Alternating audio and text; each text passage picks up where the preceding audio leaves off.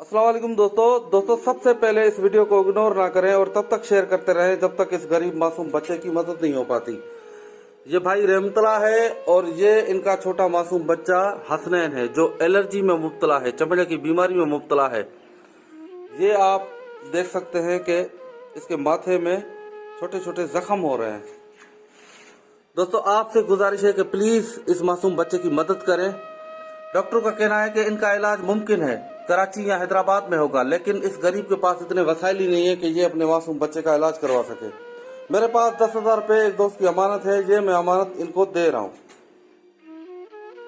और दोस्तों आपसे भी गुजारिश है कि प्लीज इसकी मदद करें। अगर मदद नहीं कर सकते तो इस वीडियो को शेयर करें। क्या पता आपके शेयर करने से कोई मसीहा किरदार इंसान इस मासूम बच्चे की जिंदगी बचाने में मदद करे। बड़ी मेहरबानी, शुक्रिया, जज़ाकल्लाह।